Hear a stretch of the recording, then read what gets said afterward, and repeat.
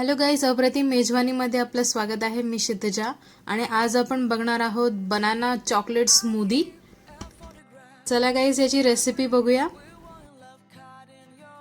त्यासाठी आपण बनाना घेणार आहोत. मी इथे अख्खा बनाना जो आहे तो घेतलेला आहे आणि आपल्याला हे फर्दर ग्राइंड करायचं आहे, म्हणून मी मिक्सरमध्येच घेतलेला आहे. यात आपण वॉलनट्स टाकत आहोत. तुम्हाला हवं असेल तर तुम्ही इतर ड्रायफ्रुट्स लाईक आल्मंड्स पण यूज करू शकता. वॉलनटमुळे स्मूदीला खूप चांगली टेस्ट येते आणि यात आपण 1.5 टीस्पून जे आहे ते ड्रिंकिंग चॉकलेट जे आहे ते तुम्ही टाकू शकता.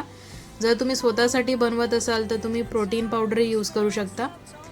आणि यात आपण आता 1 बिग स्पून जे आहे मिल्कमेड जे आहे ते आपण टाकलेलं आहे.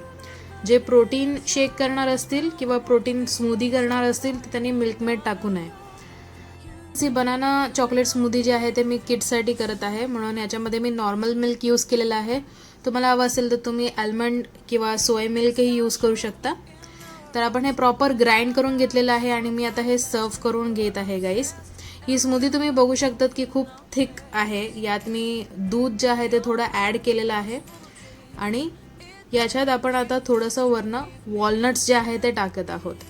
म्हणजे स्मूदी जे आहे ते घेत असताना आपल्याला थोडी क्रंच लागते. स्मूदीमध्ये मी जॅगरी किंवा शुगर किंवा इतर काही स्वीटनर टाकलेलं नाही आहे.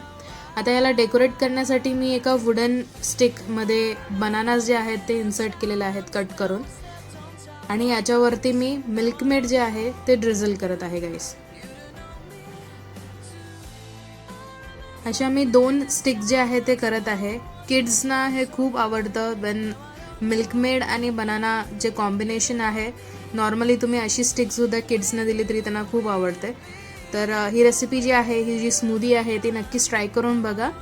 And do let us know, like us, share us, subscribers and keep watching अप्रतिम मेजवानी guys. Thank you for watching. Day in, day out, it's the same road we're walking down.